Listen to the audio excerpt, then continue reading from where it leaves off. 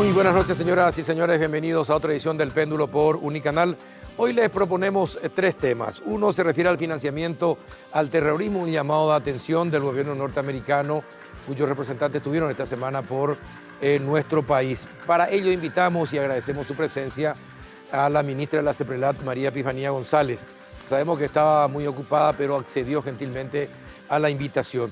El siguiente bloque vamos a hablar acerca de la modernización de la banca pública con el presidente del Banco Nacional de Fomento, Daniel Correa. Y el último tema, otro polémico, por cierto, sobre la construcción del viaducto en el Botánico. Van a estar con nosotros Eduardo Calderini, coordinador FOSEM del MOPC, y Oliviero Cominzini, asesor de urbanismo y obras de la Municipalidad de Asunción. Degustando este rico café Lavazza, nosotros les proponemos que disfruten, la ministra ya está disfrutando. Cuerpo y sabor excelentes y riquísimos. Vamos a la pausa y ya iniciamos el debate.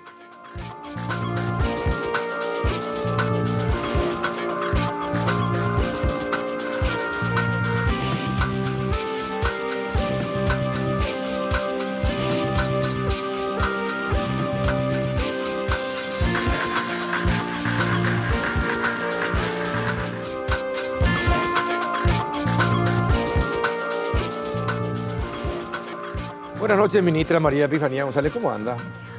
Buenas noches, Carlos, un placer saludarte y gracias por esta oportunidad que brinda la CEPRELAT de poder estar en tu programa. Bueno, cuéntenos, estuvo nada más y nada menos que el presidente de Gafi, estuvo por Paraguay.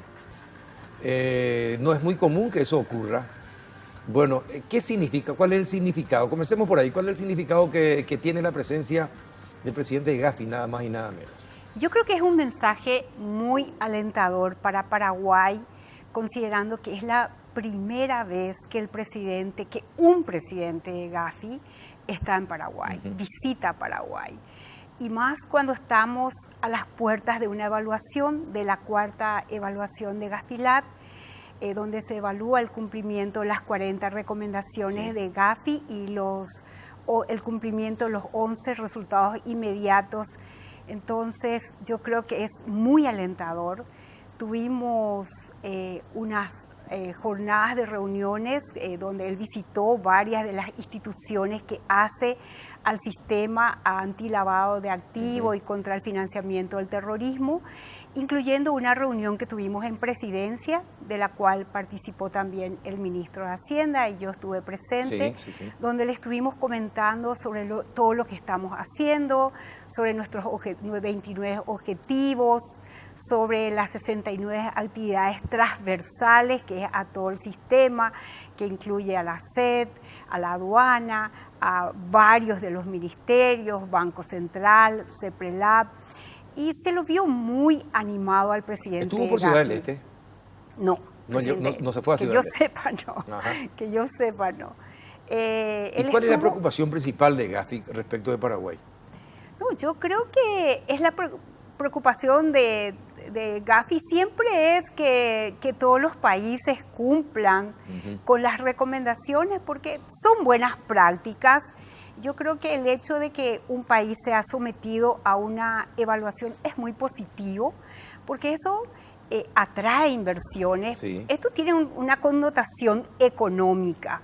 El hecho de que un país esté bien conceptualizado, eso hace que realmente pueda atraer inversiones y como bien lo dicen los expertos, no queremos inversionistas golondrinas, sino inversionistas que vengan y se queden en el país. Ya no capitales golondrinas. Ya no capitales golondrinas.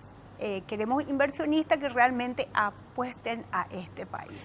Le pregunto yo, si por ejemplo se insiste, porque hay una fuerte discusión sobre el tema de la prejudicialidad, ¿verdad? ¿Cuál es la posición de la CEPRELAT respecto de la prejudicialidad? Y bueno, la posición, yo creo que la CEPRELAT ha sido muy clara, por eso hemos presentado el proyecto de ley. De hecho, prejudicialidad va de la mano de la parte de efectividad del sistema. Aquí hay que separar el cumplimiento de las 40 recomendaciones. nosotros hoy no estamos cumpliendo con todas las 40 recomendaciones en materia de delitos precedentes. En materia de delito precedente, la evasión fiscal hoy no es un delito precedente de lavado de dinero y eso se está incluyendo. Eso está. ¿Y cómo determinar cuando esa evasión es, supongamos, responsabilidad de un contador que confundió los números o de papeles que no llegaron a tiempo, etcétera, etcétera? Es decir, que sea realmente una cuestión administrativa y no un delito, un crimen.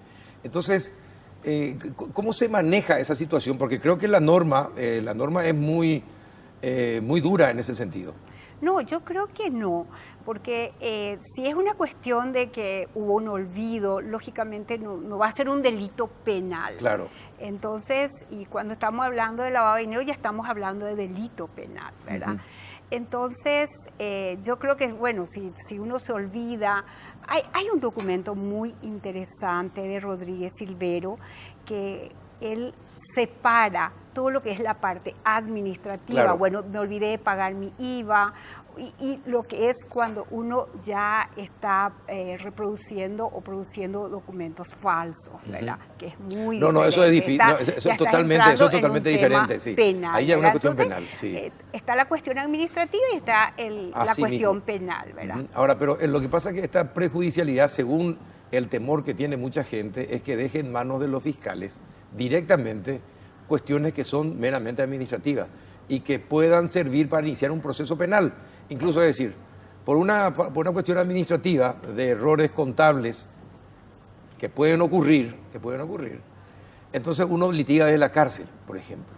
Es decir, a eso es que, por eso es que hay mucha gente que con este tema de la prejudicialidad tiene mucho cuidado, ministra.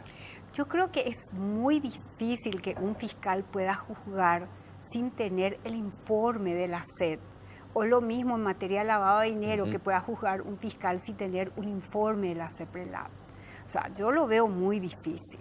Entonces, aquí lo que no se quiere es que se lleve, que se hagan las chicanas, llevar el tema administrativo, llevar al Tribunal de Cuentas y que, bueno, eso tarde años y años y años, ¿verdad? Yo creo que es muy difícil. Eso ya parece más bien una cuestión judicial, sí. Es decir, que si vamos a evitar las chicanas, entonces que se sancione a los que presentan las chicanas. Claro. ¿Verdad? Y yo creo que es hora también de confiar en nuestros fiscales. Yo creo que hay fiscales que hoy están demostrando mucha integridad, conocimiento.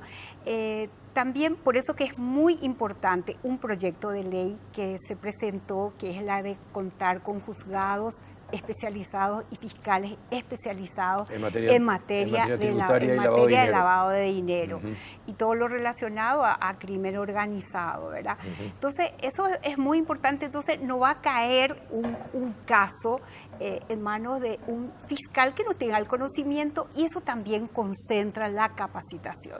Hoy se está capacitando bastante a los fiscales. Nosotros estamos muy en sintonía con ellos, estamos conversando permanentemente. Cuando la Fiscalía solicita que algún funcionario vaya y trabaje ahí, nosotros enviamos a nuestros funcionarios, se quedan en la Fiscalía. O sea que yo creo que se está logrando esa especialización. Vamos camino a eso. Mire, hay un hecho muy significativo. Hace poco, desde la SED informaron de 5.000 casos relacionados con el Ilagro que estaban en falta, que había cuestiones administrativas.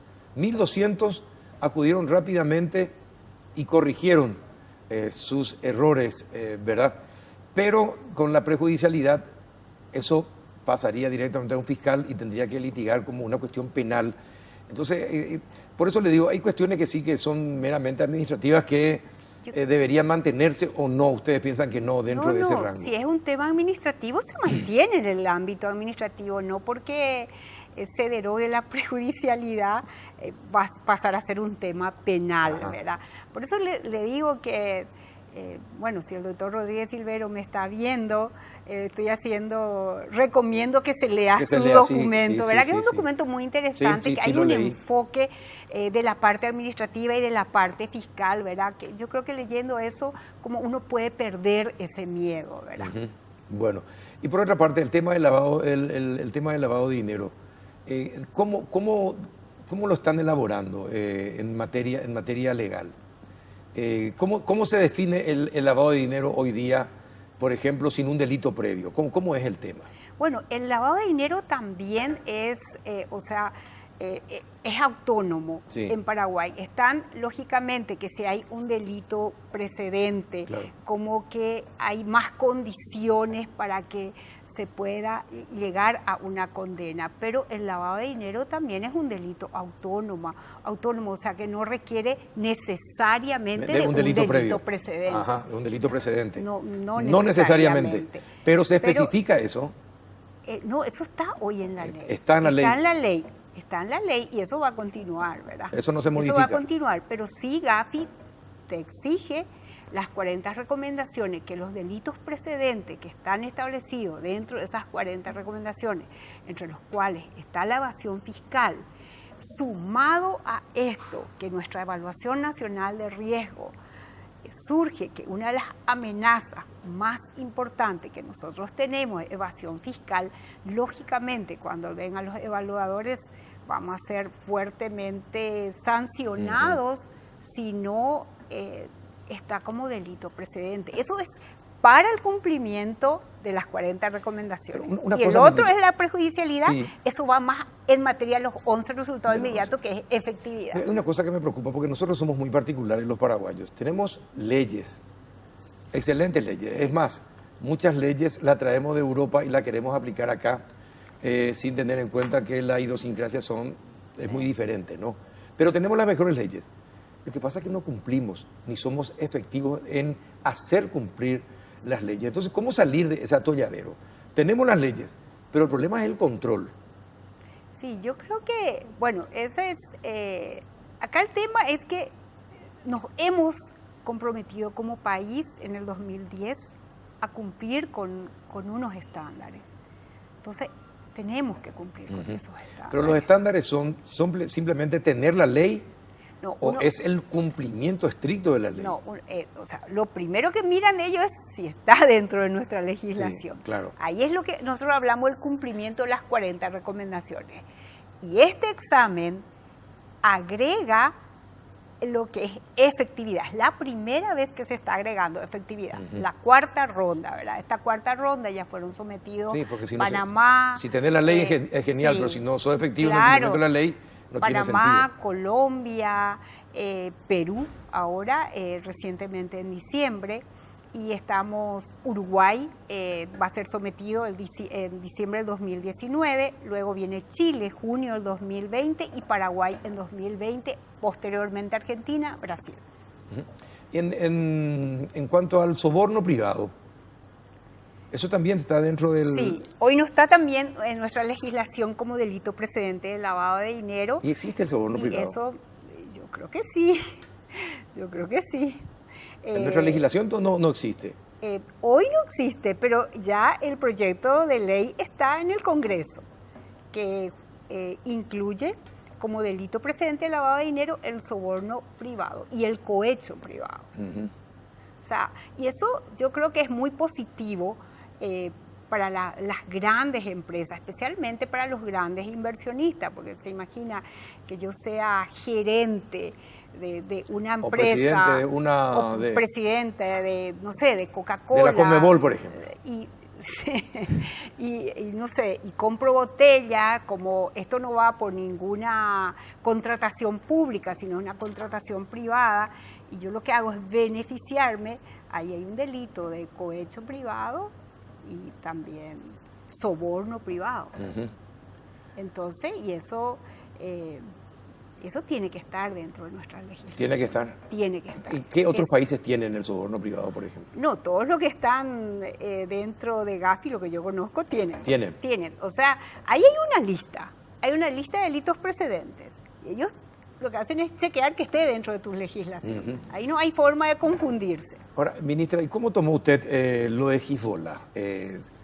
Pasa que Hezbollah es un partido político, ¿verdad? Entonces nosotros en la radio ya hace años lo venimos señalando. Es un partido político y muchos aportan a ese partido político desde Paraguay, de Brasil, de Argentina, de todos lados. Entonces, ¿Cuándo ese aporte a Hezbollah se convierte en ayuda al terrorismo? Bueno, yo creo que eso es muy difícil de definir, ¿verdad? Exacto. ¿Cómo se Es define? muy difícil de definir, pero siempre hay que estar atento cuando... Yo siempre digo que hay que escuchar las recomendaciones internacionales. De hecho, nosotros estamos trabajando, tenemos un grupo, estamos trabajando con Argentina en un caso. El año pasado se hizo un conversatorio en Brasil, en Foz do Iguazú, donde han participado los 3 países, ¿verdad? Brasil, Sí. Argentina, los jueces, los fiscales. Sí, porque Estados Unidos permanentemente pone su foco en la triple frontera. Sí, y el Departamento de Estado muchas veces habla de ese financiamiento al terrorismo a través de los aportes que se hacen en la triple frontera al Hezbollah. ¿Hay alguna prueba concreta de bueno, eso? hay temas que nosotros no podemos hablar desde la unidad de inteligencia financiera, ¿verdad? Lo único que yo le puedo decir es que nosotros, Paraguay está haciendo lo que tiene que hacer. En el año 2019 tenemos todo un programa. La mayoría de los países latinoamericanos no conocen mucho de la materia financiamiento al terrorismo, porque financiamiento al terrorismo, algunos creen que cuando uno dice financiamiento al terrorismo, que hay terrorismo en el país o que hay alguna célula guerrillera sí, casi. Pero eso no significa que haya en el país, sino cómo desde el país se puede lograr financiar al terrorismo, ¿verdad? Entonces es muy importante estar atentos, ver que nuestras instituciones no sean utilizadas las remesadoras, Exacto. las casas de cambio. Nosotros tenemos un programa muy interesante para el 2019 que justamente le comentamos al presidente Gafi, que empieza con una evaluación de riesgo de la zona, la triple frontera. Tenemos que ver nuestros riesgos, tenemos que identificar, tenemos que conocer y tenemos que hacer que nuestros sujetos obligados conozcan. Y según ese también. análisis, ¿cuál es el nivel de riesgo de la triple frontera? Y concretamente Ciudad del Este, que corresponde a Paraguay. Siempre una ciudad fronteriza es más riesgosa que otra. Eso es por definición, Sí. de hecho. Y más nosotros... Pero en la evaluación de la CEPRELAT, ¿cuál es No, en la evaluación nacional de riesgo, lógicamente, lo tenemos como zona con mayor como zona riesgo. roja? No le quiero poner color, pero es una zona con mayor riesgo, ¿verdad? Entonces, inclusive cuando nosotros estamos ahora ¿Y cuántas haciendo zonas rojas tenemos, ministro? y todo lo que son fronteras son zonas Salto más del Guairán, riesgosas. Pedro Juan, Claro, compañía. es Sí. como aquellos países también que son considerados paraísos fiscales, que uno como que le presta más atención. Y bueno, hay que parametrizarlo de manera que los controles sean más rigurosos, ¿verdad? Este año nosotros lo hemos comentado al presidente de Gafi, y él quedó muy tranquilo con todo lo que... porque es una decisión, no es que la hemos tomado después del foro, ya lo habíamos tomado esa decisión mucho antes del foro. O sea que lo que hizo el foro es, nosotros pudimos darnos cuenta que estamos por el buen camino. O sea, y eso es lo que nosotros queremos demostrar. Ciertamente la evaluación va a ser de los últimos 5 años. Usted que está en el tema, ¿en qué negocios se lava más dinero en Paraguay? Y bueno, las tipologías. Paraguay tiene un problema que aquí se puede comprar inmuebles en efectivo. Sector inmobiliario. El sector inmobiliario es un sector construcciones por lo tanto, alto construcciones riesgo también. porque uno que se puede comprar en otros países, uno no puede comprar un automóvil, no puede comprar una casa en efectivo. Entonces, con el Banco Central, cuando yo estuvimos trabajando en un proyecto de ley justamente para limitar las compras en efectivo de grandes inversiones. Este tema del ministro que compró, que supuestamente a través de un secretario habría comprado una estancia, no el ministro, el director de Itaipú, el señor Alderete, ¿ustedes los van a investigar también ahora que salta esto a la luz pública otra vez? Nosotros... Que se pagó supuestamente en efectivo. Imagínense, yo estamos calculando cuántos maletines uno tiene que llevar para pagar 6.000 millones de guaraníes, por ejemplo.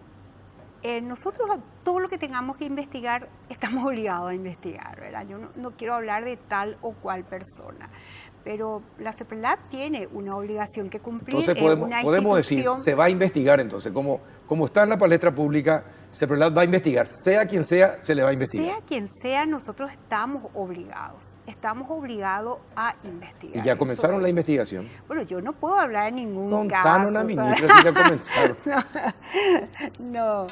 No podemos hablar de ningún caso. Pero están en el foco. Yo lo único que le puedo decir es que nosotros lo que tenemos que investigar lo vamos a hacer. Es algo que el presidente, las veces que tenemos reunión sobre la evaluación nacional, sobre la evaluación, sobre lo que se viene, él siempre me dice, lo que hay que hacer se hace. Ajá, bueno, punto. Le saqué del tema. Y sector inmobiliario, mijo. ¿Y otros sectores donde se puede lavar dinero? Las tipologías que más se observan es la de transporte. Observamos que muchos de los casos que nosotros estudiamos, que investigamos, siempre por detrás hay alguna empresa de transporte que no cumple la función de transporte. No estamos hablando de las empresas de transporte que cumplen esa función, sino que... ¿Qué tipo de transporte? Sino que camiones de carga, de fletes, y que uno después evalúa el ingreso y no ve los ingresos que puede tener y tiene una flota. Sí, entonces son tipologías que nosotros le llamamos tipologías, ¿verdad? Sector inmobiliario, sector transporte. Sí. ¿Y después? Y todo lo relacionado al narcotráfico. Al narcotráfico. Sí, ¿Y el narcotráfico dónde lava su ¿cómo lava en Paraguay el dinero? El narcotráfico, si uno ve los que estuvieron y los que ya están imputados por narcotráfico, uno ve mucho efectivo por detrás. Mucho efectivo por detrás. Entonces, nosotros estamos trabajando en una norma al respecto, porque seguir al efectivo no es muy fácil. Entonces, pero se ve mucho efectivo por detrás. Por eso es que quieren limitar hasta 50 millones los pagos en efectivo. ¿Es un plan, ministra? Nosotros tenemos un plan, un proyecto de ley que habíamos trabajado y que limitar, y no solamente limitar, sino que también nos gustaría trabajar mucho con los escribanos, que cuando hay una operación en efectivo, siempre nos reporte. No significa eso que sea una operación sospechosa, sino que para que nosotros podamos tener en nuestra base de datos, que es muy importante tener, porque después cuando se generen operaciones sospechosas, nosotros podríamos ligar con esa base de datos que tenemos, ¿verdad? Y también esto, conversar con registros públicos, de manera que ellos también puedan exigir que se haya hecho la debida diligencia, en el sentido de informar. Nosotros no pedimos que nos digan es sospechoso o no es sospechoso, sino simplemente contar con una base de datos. ¿Y otra tipología, la compra de venta de animales? También. ¿La ganadería concretamente? También. ¿Sí? Sí. De repente aparecen muchos nuevos ganaderos. No, yo creo que el verdadero... y ahí se maneja mucho efectivo. Sí, se maneja mucho efectivo. Donde se maneja efectivo, siempre hay mayor riesgo. Casas de cambio en las fronteras y compañía. Y la frontera de por sí, yo creo que las casas de cambio, nosotros ahora queremos entrar en un programa con las casas de cambio, a ver si hoy se está generando un fenómeno que nosotros le llamamos el fenómeno de risking, que muchos no quieren trabajar con las casas de cambio, y bueno, estamos viendo qué normas aplicar para que justamente sean menos riesgosas. Y estamos trabajando. Hay casas de cambio que se acercaron, que vemos mucho interés de ellos, de parte de ellos también, de que ya no se le vea con los ojos con lo que hoy se le está viendo. ¿Le amenazaron ya a usted, ministra? ¿Le advirtieron, le llamaron la atención, le mostraron algún señal de que la vigilan?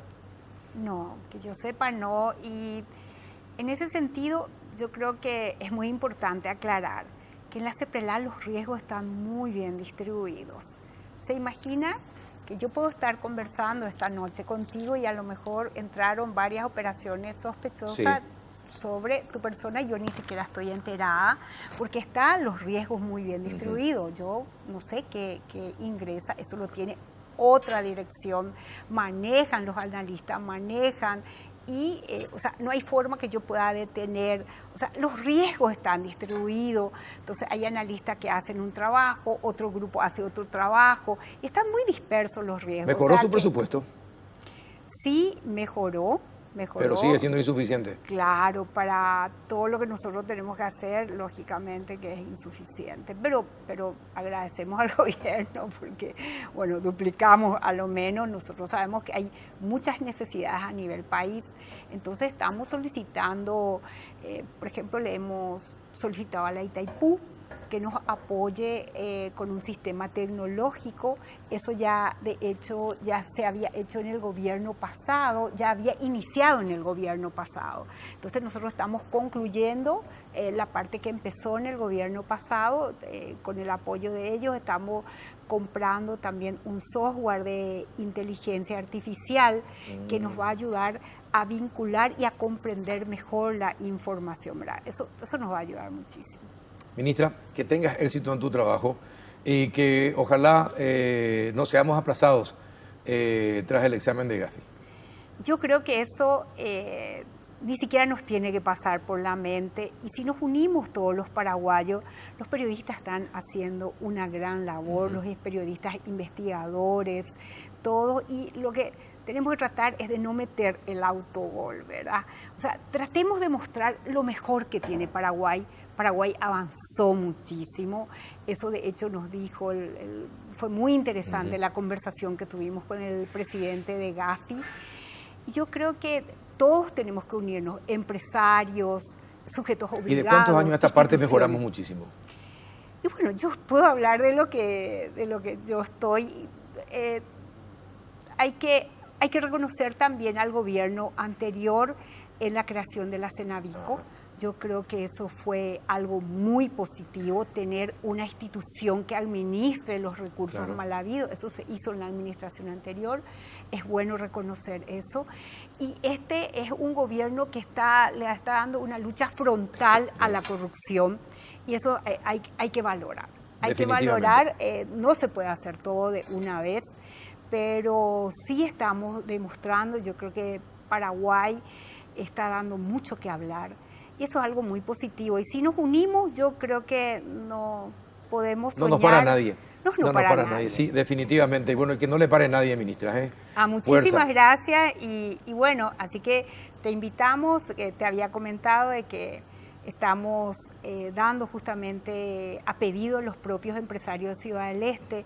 Vamos a estar dando una charla en Ciudad del Este. Ellos se acercaron y nos dijeron: queremos hacer bien las cosas. Qué bueno. Y eso yo creo que es muy positivo. Tenemos una nota, yo creo que hay como un cambio a nivel país, ¿verdad? Y se está dando eso. Y ojalá que nos puedas acompañar en esa capacitación. Ojalá. Dígame la fecha y ahí estaremos. Gracias, ministra, por venir. Por favor. Muchas gracias. La ministra de la CEPRELAT, a la vuelta de la pausa, más péndulo.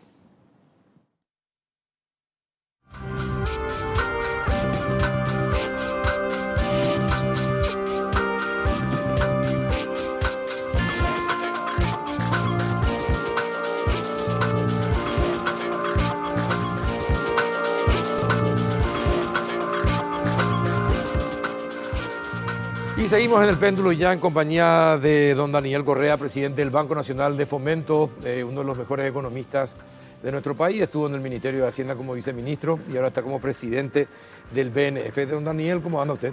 Muchas gracias por la invitación, Carlos. Muy bien por la invitación y bueno, un saludo grande a la audiencia también. ¿Cuántos goles pudiste ver? Dos. ¿Dos? Dos. Y ya viniste. Corriendo. Te agradezco. Es ex dirigente, ¿no? Sí, no, un colaborador del club siempre. Colaborador del Club Cerro Porteño, del Ciclón de Barrio Obrero, estuvo ahí y vino acá. Pero vio 2 goles, está bien. Felicidades al equipo. Muchas gracias. Y que tengan éxito este año. Lo dice un olimpista y lo dice de corazón, que conste. Renovación de la fe. Exactamente, como todos los años. ¿Cómo está el banco? Bien, hemos terminado un gran año. Sí. El 2018 realmente ha sido un año de muchos logros en materia principalmente en materia de cartera, de crecimiento de cartera. A pesar de la salida de muchos fondos vuelta al sector privado. No, aún no. Eso a partir de este año con la ley de presupuesto del 2019 se termina la obligatoriedad Sí. de depositar los fondos del sector público en el BNF. Nosotros, bueno, como esto recién se va a dar a partir de este año, hemos tenido un crecimiento, porque hay que contar un poquito la historia para que la gente también entienda del por qué este crecimiento. Allá por el año 2016 existe también existe la obligatoriedad, ¿verdad? Del traslado de los fondos al BNF. Y otro elemento central de esa etapa fue la migración de los salarios del sector público. Eso obviamente generó un impacto muy grande en la cantidad de clientes, en la demanda de servicios y obviamente un nivel de liquidez que motivó de alguna manera que se crearan productos financieros para poder responder a toda esa demanda nueva. Eso obviamente generó un impacto en materia de infraestructura, en materia de cuellos de botella en factores tecnológicos, recursos humanos. Y a partir del año 2017 también se da la particularidad del cambio o la modificación de la Carta Orgánica, que tiene dos elementos importantes. Una, que es la de nuevo organigrama del punto de vista del directorio, donde básicamente se eliminan las representaciones y se implementa lo que es lo que establece también la ley de bancos, donde los requisitos para ser director de un banco tengan que ver con la idoneidad, la transparencia, la experiencia dentro del sector bancario. Y eso de alguna manera generó un proceso de profesionalización más fuerte también dentro del banco. Y por supuesto también las inversiones que se hicieron en materia tecnológica y en materia de recursos humanos para atender toda esa demanda que mencionaba. Generó un crecimiento muy importante, la cantidad de nuevos clientes creció de una manera realmente muy fuerte. Estamos hablando de que hoy se tienen aproximadamente más de 900.000 cuentas que maneja el banco. Estamos hablando los cerca de 200.000 funcionarios públicos. Estamos hablando también de un número importante de transferencias de programas públicos, aquellos que reciben Tecoponá, otros que reciben también adultos mayores y otros programas públicos que se pagan a través del Banco Nacional de Fomento. Ahora acabamos de firmar un acuerdo también con el Crédito Agrícola de Habilitación para que... Todo eso está bancarizado, ¿no? Todo eso está bancarizado. Ahora, necesitamos pasar a una etapa superior a esa bancarización y que realmente esa gente se incluya financieramente, ¿verdad? Y eso no es solamente una cuestión del banco, sino es todo un ecosistema que tiene que ocurrir dentro de la economía para que eso ocurra. Y nosotros estamos colaborando con eso desde seguramente habrás escuchado los nuevos POS, sí, que tienen vuelto, ¿verdad? Básicamente eso lo que significa es que una persona que tiene una cuenta en el banco puede ir a hacer una compra en una tienda, ¿verdad? Con esos POS y también puede retirar efectivo. Y eso está teniendo un impacto importante también. Es como una tarjeta de débito. Es una tarjeta de débito, pero que te da la posibilidad que puedas retirar el efectivo. Tiene dos implicancias muy importantes eso. Tres. Una, que a mi criterio como economista tiene un impacto grande, que es el tema del uso del efectivo, ¿verdad? Uno de los temas centrales, se acaba de ir justamente la ministra de la CEPRELAT, que mencionaba que el uso del efectivo es uno de los temas centrales dentro de la formalización. Eso es un tema. El otro que también es importante, que es que las compras, que todo el movimiento económico se queda en las zonas, en los pequeños pueblos. Y uno tercero que tiene que ver con la reducción también de un costo en términos de eficiencia que tienen que tener los bancos, ¿verdad? Ya no una sucursal importante, con mucha inversión, ¿verdad? Que eso también implica de alguna manera, y para un banco público, costos administrativos muy fuertes, ¿verdad?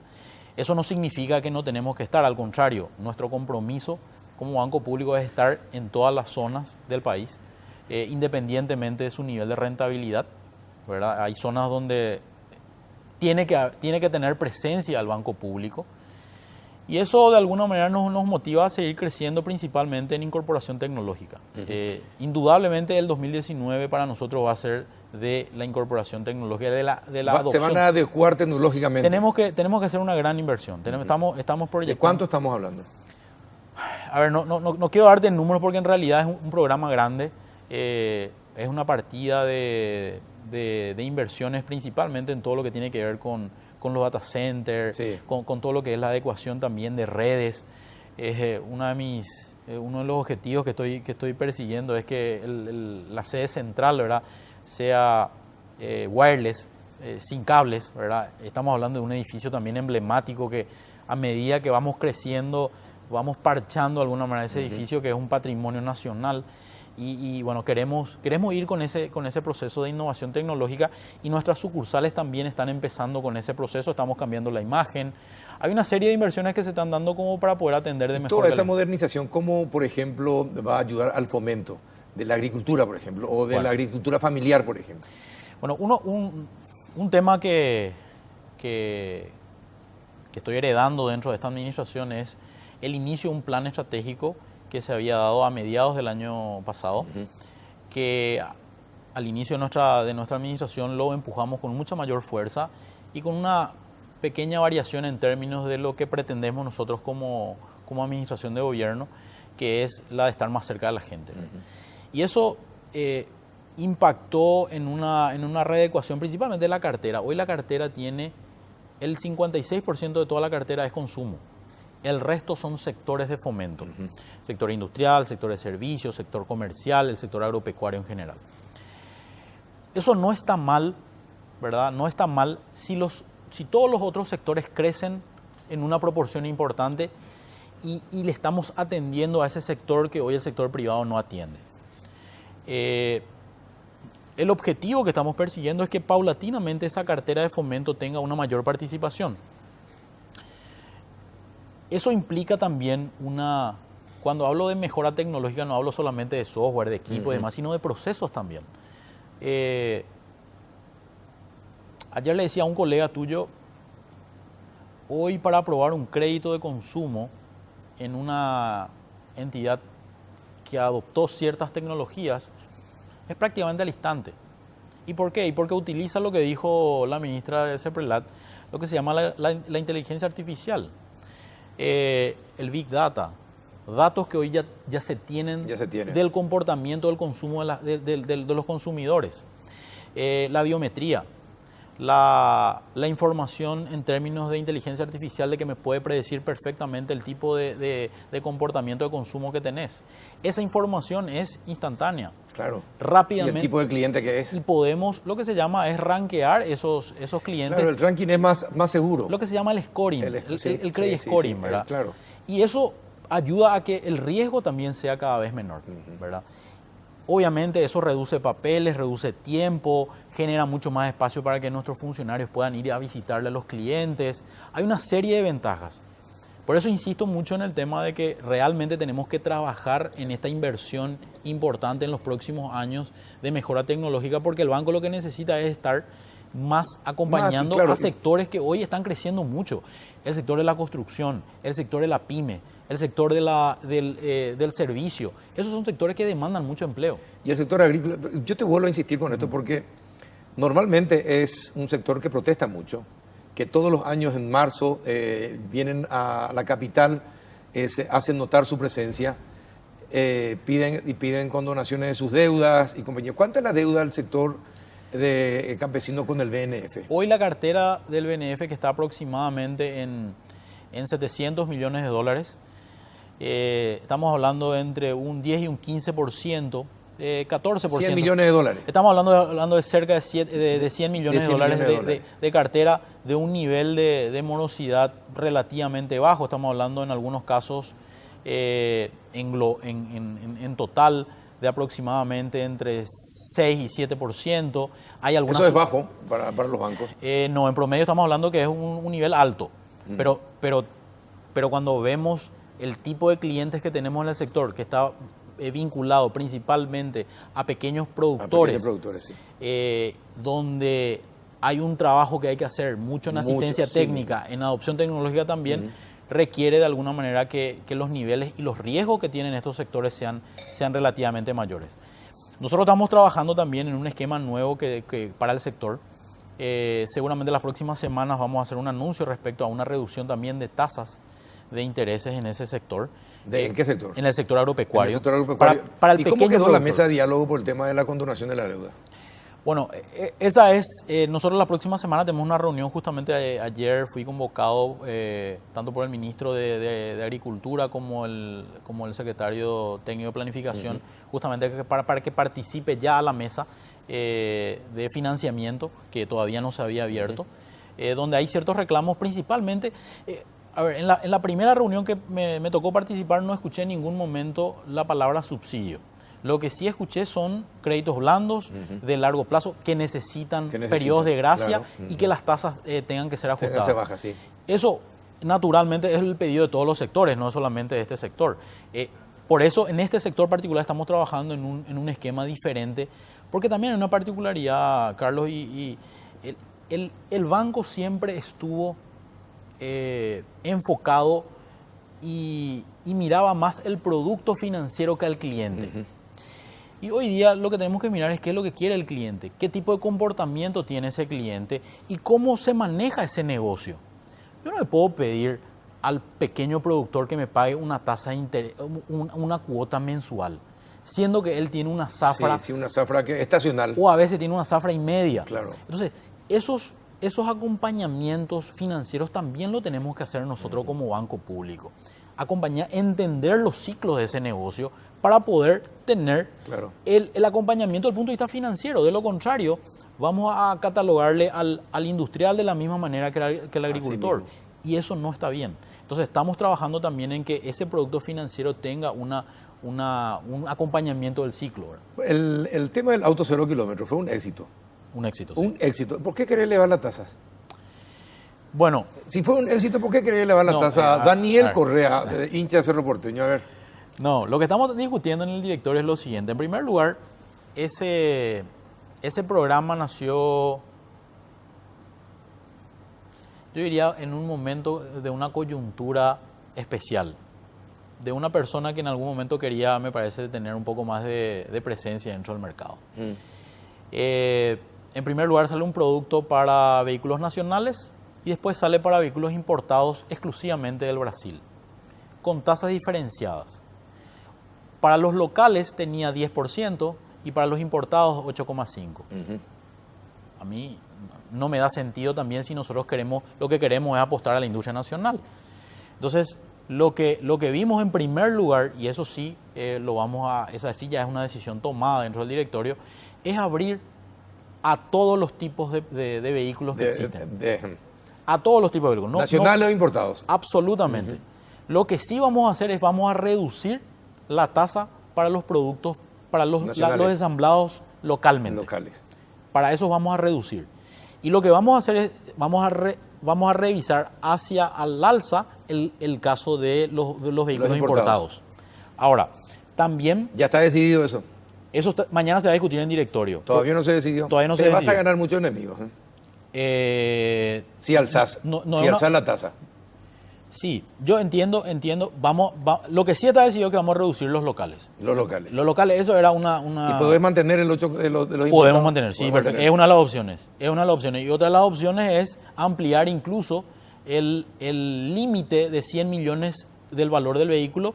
Una de las opciones sería de llevar hasta 120 millones de guaraníes como tope, ¿verdad? Se está discutiendo eso, mañana lo vamos a decidir seguramente en el directorio y algunos otros requisitos también. Cosas vinculadas como el tema de seguro, que no era una obligatoriedad para los siguientes periodos, era solamente para un año. Y otra cosa que nos parece que teníamos que ajustar. Fue un momento, había que lanzaron, y a veces cuando uno lanza un producto no bien diseñado tiene este tipo de inconvenientes. Sí, pero fue un éxito. Fue un éxito, pero por eso queremos todos ganaron, tanto los ensamblados acá como los importados, todos salieron vendiendo. Yo te diría que no están así. Los ensamblados no están tan contentos con... ¿En serio? Exactamente. ¿Por la tasa? Sí, porque encontraron mucho más resistencia. Por eso lo que queremos es abrir para todos. Que todos tengan la misma posibilidad, ¿verdad? Y ahí, bueno, ahí compitan justamente las distribuidoras a ver si realmente en términos de precio y eficiencia pueden pueden mejorar sus precios inclusive, ¿verdad? Es decir, bueno, pero ya hay una diferencia, por ser nacional, una tasa más baja. Más baja, eso sí vamos, eso sí ya es. A ver, yo creo que ya hay un consenso dentro del directorio para poder tomar esa decisión, ¿verdad? ¿Y los bonos? ¿Qué van a hacer? ¿Con qué va a pasar con los bonos? Esto también es explicar un poquito el contexto. Dentro de nuestra planificación estratégica está un tema vinculado con una estrategia de fondeo que tiene que tener el Banco de Fomento, ¿verdad? Para todo tipo de proyectos que estamos... Pero es para proyectos... no es para mantenimiento del banco ni el personal. Absolutamente. No es para la cuestión administrativa. Absolutamente. De hecho, nosotros no nos podemos endeudar para cuestiones administrativas. Tiene que ser para proyectos de desarrollo de largo plazo. Y aquí tenemos dos grandes líneas, yo diría tres grandes líneas. Una de ellas está vinculada con el sector vivienda. El sector vivienda necesita imperiosamente un financiamiento de más largo plazo. Nosotros colaboramos en cierta medida. Ahora, ¿cuál es la situación del banco? El banco se habla de que hay un nivel de liquidez importante. Eso, los ratios financieros cuando uno los mira en realidad es muy parecido a lo que tiene el sistema financiero en general. Tampoco existe esa sobreliquidez del cual se habla. Pero sí, una característica de esa liquidez que tiene el Banco de Fomento es que es de corto plazo.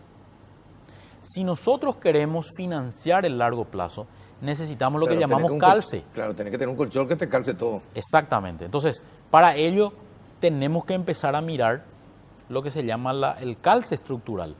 Tenemos que tener suficientes recursos o fondeo de largo plazo para la cartera de largo plazo que queremos hacer. Vivienda de 10 años y más. ¿Y esa emisión de bonos va a ser internacional o va a ser acá? Lo vamos a hacer local. Lo vamos a hacer localmente. Lo que queremos hacer en guaraníes, porque el 85%... Si yo puedo convertirme en socio si compro los bonos del BNF.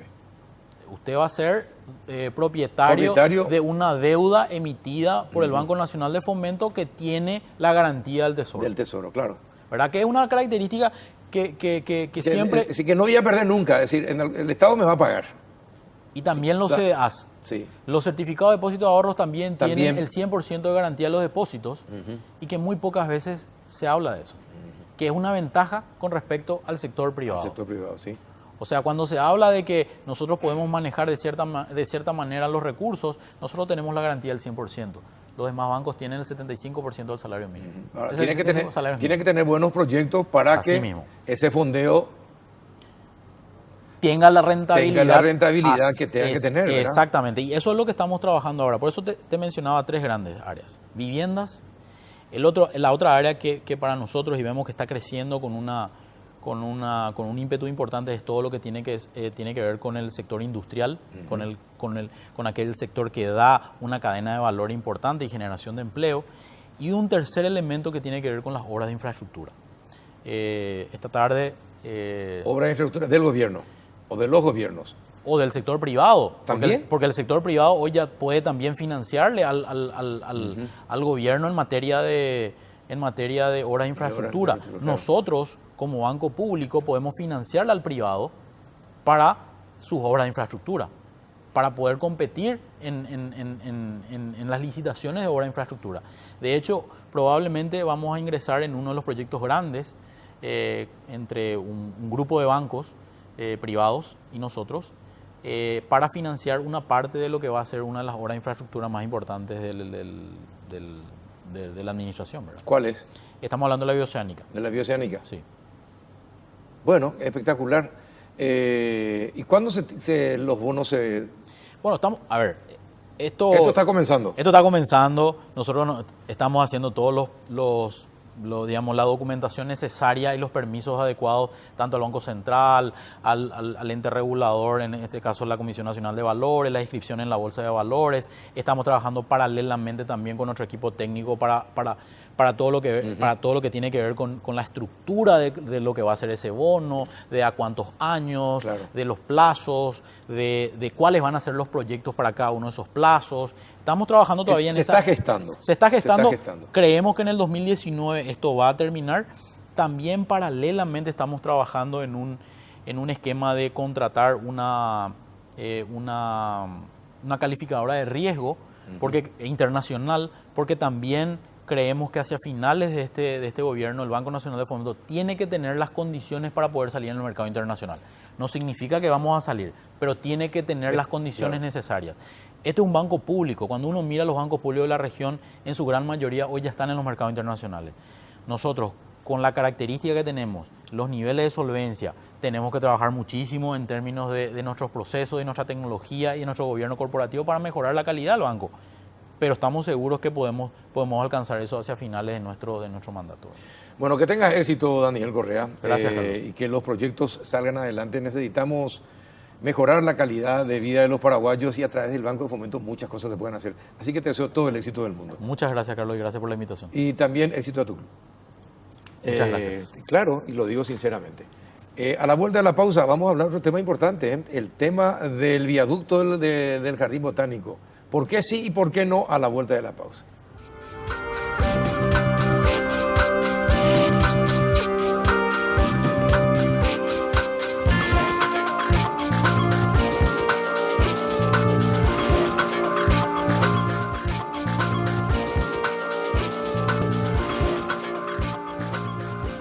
Y entramos en el último bloque para hablar de un tema realmente polémico en los últimos días acerca de la construcción de viaductos, de obras en la zona del Botánico. Ya estamos en compañía de don Eduardo Calderini, coordinador de FOSEN del MOPC. ¿Qué tal? Buenas noches, ¿cómo está?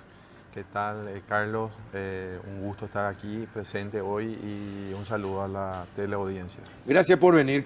Y también estamos con Oliviero Comincini, asesor de urbanismo y obras de la Municipalidad de Asunción. Es italiano, está acá hace 6 años y habla perfectamente castellano y maneja mucho el guaraní.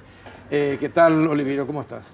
Muchas gracias por la invitación y buenas noches. Bueno, gracias por venir. Gracias. Bueno, ¿qué es lo que se puede...? La gente está en contra de la obra, para comenzar. ¿Cómo le van a convencer de que es útil, de que no va a ser una depredación de los árboles del Botánico y que esta es una obra importante para la comunidad, para Asunción? ¿Cómo piensan convencernos? Bueno, el proyecto largamente estudiado, trabajado en todos sus aspectos, tanto de la parte de ingeniería y la parte también ambiental. Siempre en todo proyecto es imposible que no hayan personas que se sientan afectadas. O sea, en la elaboración de proyectos siempre se habla de ganadores y perdedores, pero lo que se busca es que estos que se ven afectados, los perdedores, que sean compensados. Es decir, ahí es cuando un proyecto es viable o se puede ejecutar. Entonces, justamente para eso es que se tomaron las medidas ambientalmente hablando, las medidas de mitigación y también se contemplaron las medidas compensatorias. Es que, pero usted sabe que hay yo no sé si se informó mal o se comunicó mal, pero se insistió mucho en el tema de que, por lo menos aquellos que hablaron conmigo en el canal y en la radio, acerca de que, bueno, estamos afectando tantas hectáreas del Botánico, pero a cambio le estamos entregando tantas hectáreas en la parte trasera que correspondería al RC4. Sí. Entonces, como que, bueno, no se dan cuenta, es como decir, no se dan cuenta que es mejor todo lo que le estamos dando con la afectación del 4%. Medio que a mucha gente le resultó chocante esa explicación, ¿verdad? Ustedes en la municipalidad ya sabían de esto, tenían conocimiento de cuando se empezó a diseñar, ya se había informado, se trabajó con la municipalidad. Se trabajó mucho, la verdad, entre Municipalidad y Ministerio de Obras Públicas, que es el dueño del proyecto y el promotor. Se trabajó mucho también en las compensaciones.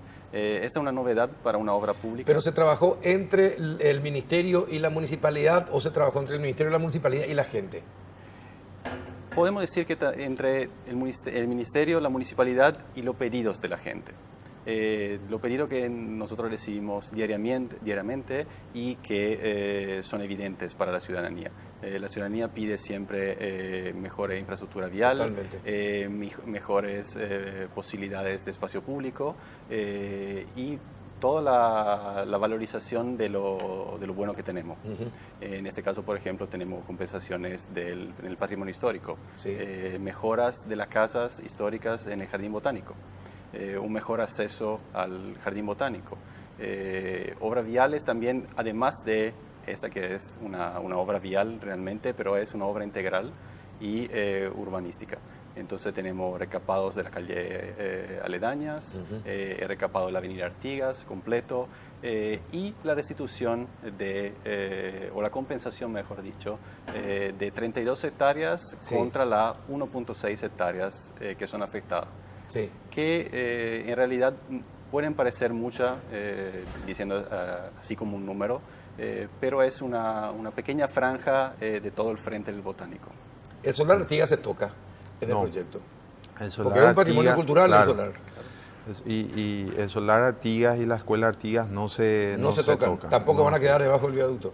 Tampoco van a quedar, al contrario, actualmente la vereda que se tiene en el sector frente a la escuela Artigas es de 2 metros. En ese sector se amplía, hay un retiro del viaducto de 5 metros, es decir, 2 metros de vereda, 1 metro de espacio verde y 2 metros de ciclovías. Entonces, en ese sentido, se puede decir que el viaducto no va a estar obstruyendo, vamos a decir, El funcionamiento y tampoco se va a la afectar escuela. el solar ni la escuela. No se va a afectar el solar ni la escuela. Lo que también aquí cabe resaltar es que lo que se pretende con la obra vial es, por un lado, solucionar el problema del tránsito que tenemos hoy día, 40.000 vehículos que tardan en hacer ese tramo entre media hora a 40 minutos, y que eso representa un tiempo de espera con motor encendido y emitiendo gases CO2, gases de efecto invernadero.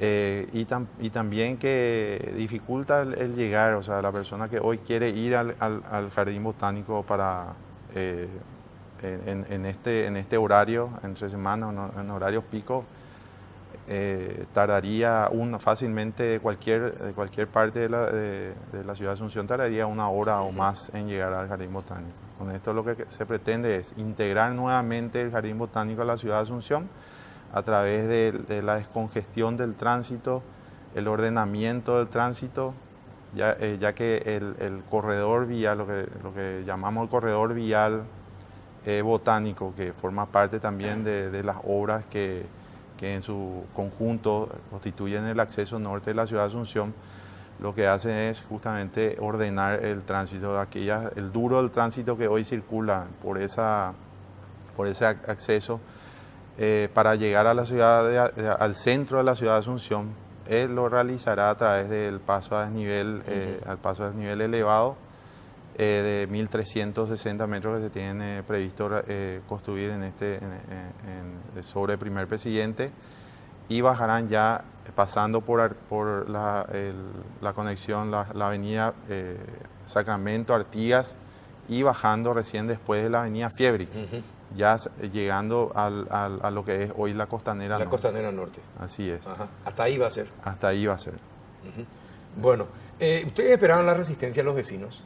Sí, obviamente. En cualquier obra pública siempre hay una comunicación que es necesaria y es debida a los ciudadanos de lo que se va a hacer y cómo se va a hacer. ¿Y se habló alguna vez de túnel? ¿Se Eh, cambió el proyecto? Esto es una componente que en realidad está más a cargo del Ministerio de la Pública, es una cuestión más técnica el cambio de proyecto. Nosotros lo analizamos ya como viaducto y en realidad como 2 viaductos, y en realidad lo trabajamos mucho para mejorar técnicamente sus condiciones y que afecte lo menos posible el jardín botánico y que tenga todo el trabajo de compensaciones que estamos comentando y mucho más. ¿Qué pasó? ¿Por qué se cambió del túnel al viaducto?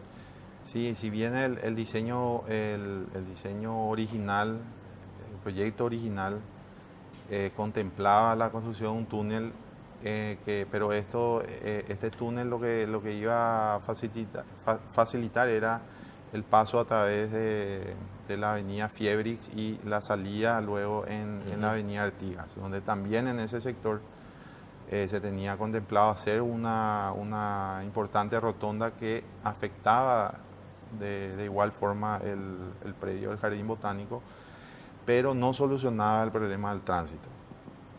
Es decir, hoy tenemos 5 nudos problemáticos o cuellos de botella en este tramo, que son: uno es el túnel de la autopista Ñuguazú, el segundo es la conexión entre la avenida Primer Presidente y la ruta Transchaco, luego tenemos Sacramento, Artigas y Fiebrix. En total son 5 nudos problemáticos que con la solución de estas medidas, tanto la ampliación de la ruta Transchaco y los 2 pasos a desnivel, se encontró que constituía una solución mejoradora. Hay que también tener en cuenta que esto fue presentado el organismo financiador de este proyecto, que es el Fondo para la Convergencia Estructural del Mercosur, el FOSEM, que es el que aprobó inicialmente este proyecto y que financia el proyecto, que también no es un préstamo, es una donación de los estados partes del Mercosur.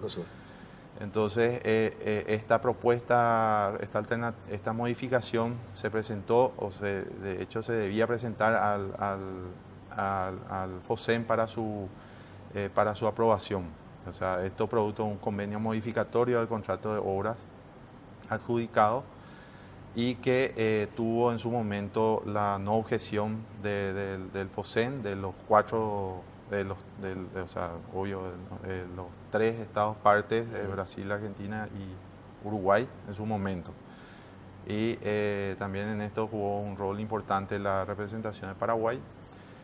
Y bueno, posteriormente a la aprobación de estos cambios, se firma en ese periodo que fue junio de 2017, se firma el acuerdo con la Municipalidad de Asunción, donde se incorporan, como mencionó Oliverio, las medidas compensatorias, que fue el producto del trabajo que se realizó con la Municipalidad de Asunción y que luego se fue ratificado por la Junta Municipal, y que finalmente con esos elementos fue llevado nuevamente al FOSEN y se firma el adendum al convenio de financiamiento del proyecto. ¿Cuántos árboles se afectan? Se afectan aproximadamente, estamos trabajando todos los días en esto para mejorar el número y afectar lo menos posible. Los números actuales son de 220 árboles, de los cuales más de 150 serían trasplantados, y esos son árboles nativos.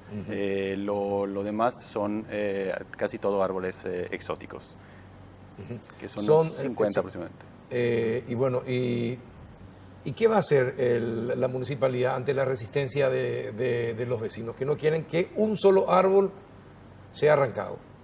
La verdad que lo que creemos nosotros es que hay principalmente desinformación. Por eso estamos acá y intentando de comunicar con toda la ciudadanía. Y por eso te preguntaba al comienzo si trabajaban con la gente. Justamente, si desde un principio se le informaba a la gente, tal vez no iba a haber tanta resistencia. Sí, eso siempre. Yo también quiero, yo estoy desde el inicio en el proyecto que se trabajó con la gente desde y con la Municipalidad de Asunción. En todo momento tuvimos varias reuniones desde el 2016 que se aprueba o se firma, se da la orden de inicio de las obras. Desde ese momento ya se vienen realizando reuniones con la gente. Con las comisiones vecinales de la zona. Con las comisiones vecinales a pedido de las comisiones y con pobladores ¿Pero siempre hubo resistencia o había aceptación en algún momento del proyecto? Bueno, siempre, como dice Oliverio, hay mala información o desinformación. O sea, gente que viene, que habla, de pronto la costanera menciona el efecto palangana, que era lo que más se repetía en su momento por las horas a la costanera, y bueno, uno iba, explicaba el proyecto, explicaba cuáles eran las obras hidráulicas, se presentaba el estudio hidrológico que iban a ser realizadas en la zona y se les explicaba y ellos llegaban a entender, bueno, y comprender que el proyecto realmente no iba a producir tal efecto. Y siempre en todo momento logramos que el apoyo de estas personas. Ese es el objetivo de estas charlas. ¿Y la municipalidad por qué todavía no aceptó? Hasta este momento no hay aceptación de la municipalidad en este tema.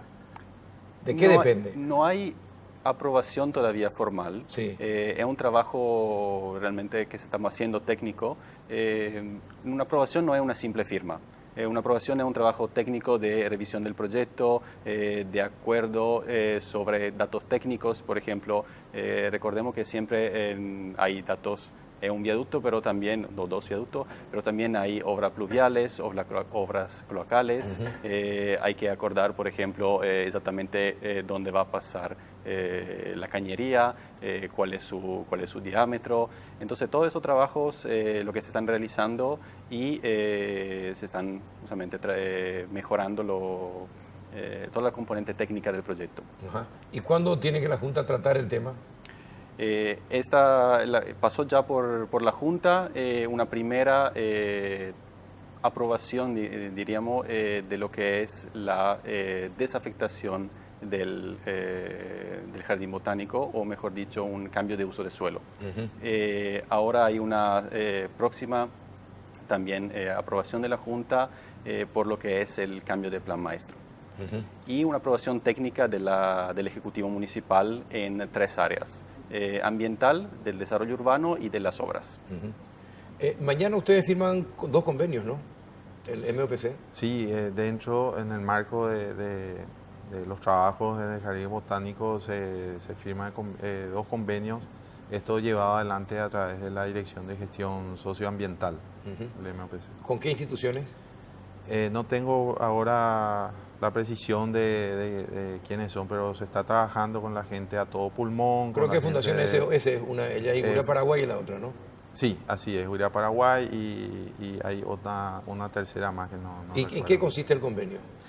Y bueno, el convenio, lo que se busca con el apoyo de estas organizaciones, que son los que van a velar, van a ser veedores de la correcta ejecución de estas medidas de mitigación, también de los trabajos del traslado de árboles. Entonces se pide también el apoyo de la experiencia técnica de estas organizaciones para ayudarnos a nosotros y también velar y dar también transparencia a la ciudadanía de que los trabajos son serios, son llevados por gente profesional y que van a ser realizados en forma. Y bueno, porque creo que tengo entendido, ¿quiénes se abrazaron de los árboles el domingo último? Creo que eran también gente de SOS, ¿o no? No, creo que era el grupo Frente Popular, creo que el grupo, y después no recuerdo cuál es, o sea, no tengo la precisión de que... Ahora, pero ¿ustedes están seguros que es básicamente desinformación el problema de la gente, de los que se oponen a la construcción del viaducto? Y digamos que sí. Digamos que siempre hay una parte de la población que en este tipo de proyectos va a priorizar algunos datos, algunos puntos específicos. Si nosotros miramos solamente desde el punto de vista ambiental, evidentemente hay una afectación. Hay también una compensación, pero hay una afectación. Lo que tenemos que mirar es una obra integral. Una obra de infraestructura para toda la ciudadanía, no solamente para pocos. O para la afectación del medio ambiente, ¿no va a variar nada, no va a poner en peligro el jardín botánico? No, absolutamente. Para esto justamente pedimos también asesoramiento a todo pulmón y otras organizaciones y estamos... ¿Y la gente a todo pulmón avala la construcción del viaducto? Avalan además que son responsables del traslado de los árboles. principalmente el traslado de los árboles. Ellos son los que van a trasladar y van a plantarlo en otra parte del botánico. No, ellos van a controlar y van a velar de que se haga De en que forma, efectivamente sí, se cumpla. de que se cumpla, que se Ajá. haga en forma, así es. Así, ¿ya está firmado el convenio con A Todo Pulmón en ese sentido? En ese sentido, sí, ya está firmado el convenio. Tengo entendido que sí. No quisiera entrar en el área de la Dirección de Gestión Socioambiental, pero sí, ellos están realizando un trabajo fuerte en ese sentido con estas organizaciones y buscando también de acompañar en el proceso de socialización de los trabajos que van a realizarse. ¿Hay algún tipo de politización de este tema? Puede ser que haya. Siempre hay... Escuché hay- algunos, le pregunto esto porque escuché a algunos concejales manifestarse al respecto y cuando ellos abren la boca generalmente hay un tufillo a politización del tema. Cuando se habla yo creo que de obras públicas y de obras que tienen una influencia o un beneficio, una influencia realmente sobre un porcentaje de la ciudadanía tan grande, siempre hay alguien que quiere traer un beneficio, evidentemente político. Hay que ver si es genuino o no.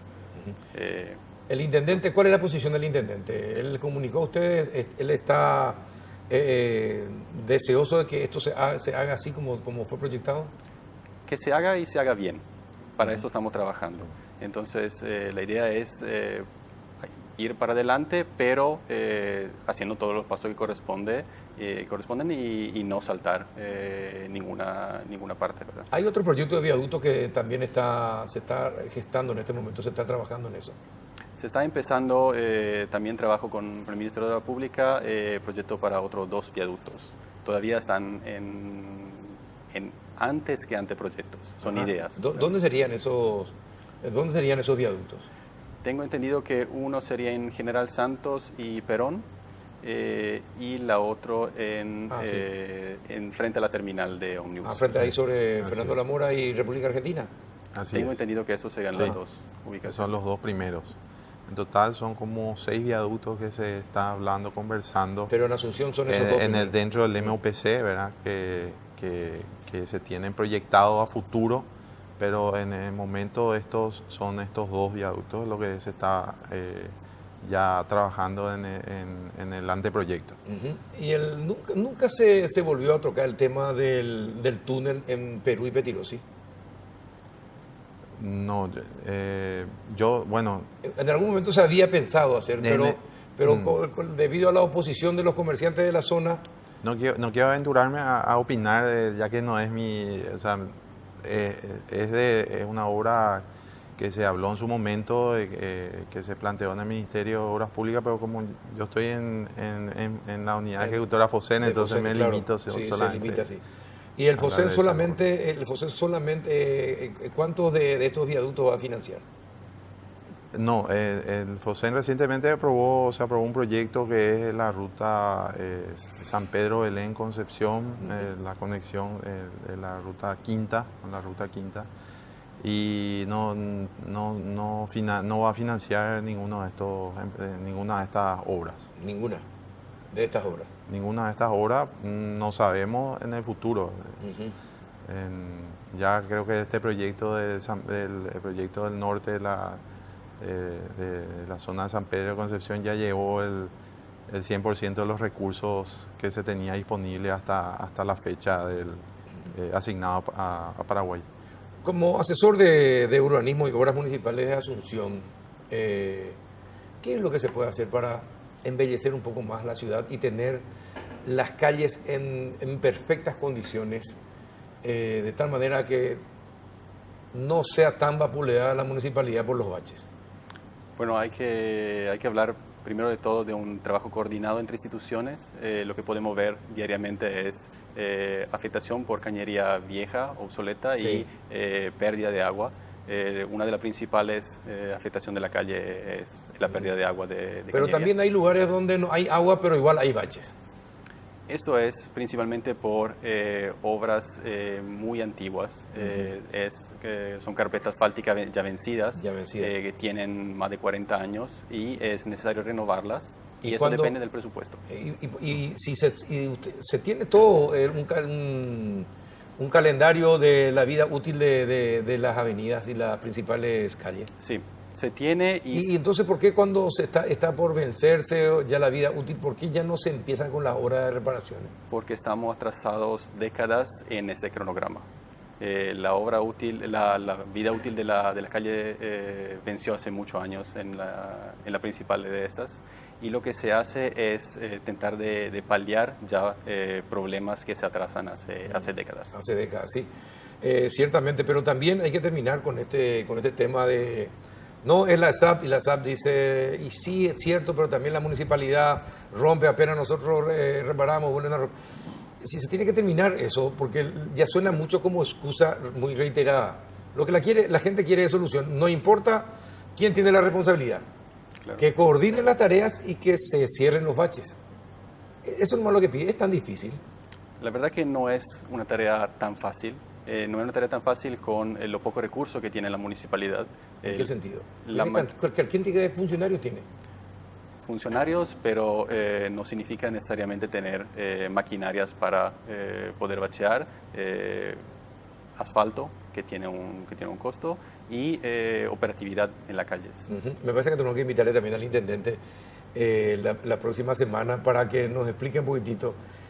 La Junta Municipal tiene más de 1000 funcionarios para atender a 24 personas. Más de 1000 funcionarios. Inexplicable, nunca pidieron explicar. Eso representa todos los meses pagar salarios, beneficios, etcétera, etcétera, etcétera. ¿Se necesita? No se necesita. Que venga a explicar el presidente de la Junta Municipal. Vamos a invitar al presidente de la Junta Municipal y al intendente a ver si alguna explicación para los ciudadanos de Asuncenos tienen respecto de este tema. Y probablemente le invitemos también al presidente de la SAP para que se terminen todas las excusas. ¿Verdad? Bueno. ¿Le parece? Bueno. Es un trabajo pendiente, creo que, para organizar. Don Eduardo, muchísimas gracias por haber aceptado la invitación de último momento, pero gracias por estar. Oliviero, muchas gracias también. Gracias por la invitación. Éxito a los dos, porque el éxito de ustedes va a depender que muchas cosas se hagan bien en materia de construcciones y viales, sobre todo las cosas. Así estuvieron con nosotros Eduardo Calderini y Oliviero Comincini hablando sobre este tema del viaducto del Botánico. Muchas gracias por acompañarnos hasta esta hora. Hasta el próximo miércoles.